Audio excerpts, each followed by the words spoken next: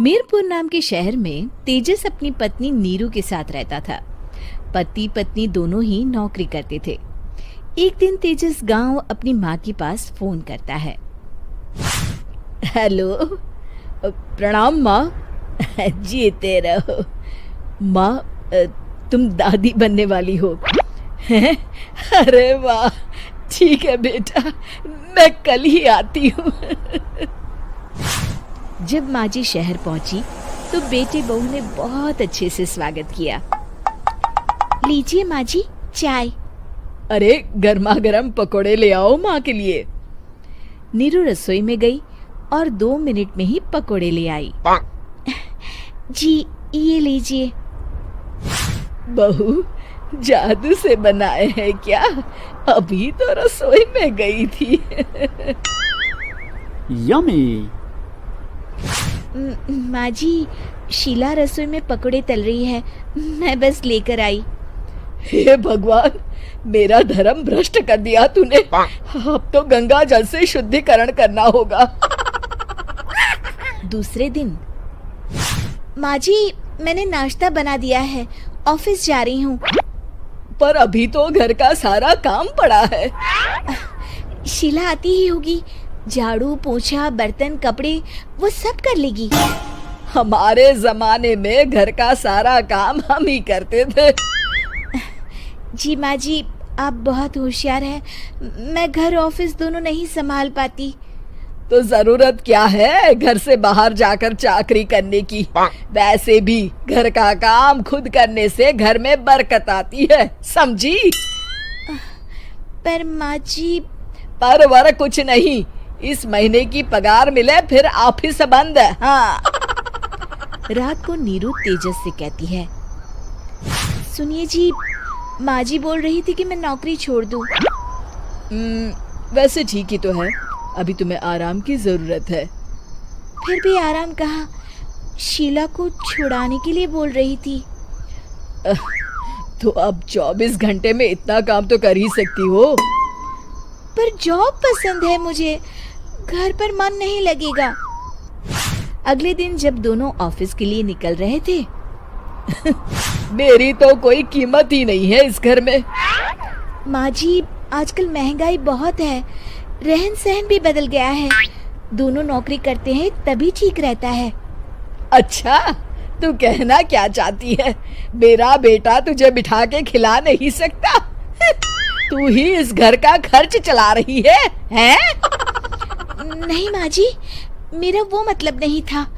मतलब खूब समझती हूँ, ये बाल धूप में सफेद नहीं किए मैंने। हाँ।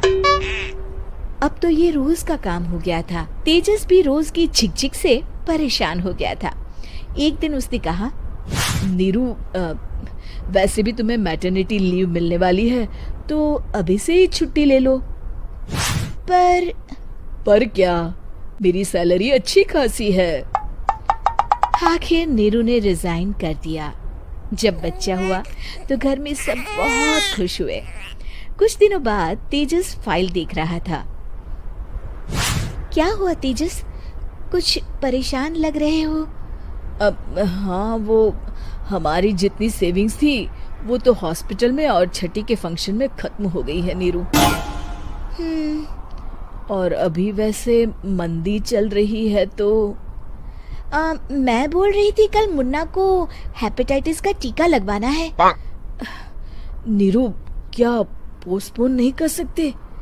नहीं जी, बिल्कुल नहीं। अब तेजस को समझ में आ रहा था कि उससे गलती हुई है। पैसों की कमी का असर घर के माहौल पर भी पड़ रहा था। अगले दिन, बेटा मेरा चश्मा और ये दवाइयाँ ले आना, पर्चा देते हुए माँ जी ने कहा। जी।